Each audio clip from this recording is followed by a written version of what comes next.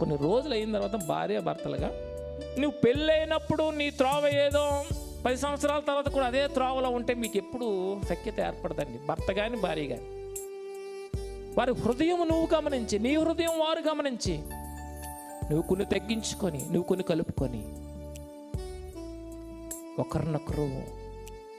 ఒకరినొకరు అర్థం చేసుకుంటూ ఉంటే ఆ కుటుంబం పంటగా ఉంటుంది, లేకపోతే పెంటగా ఉంటుంది.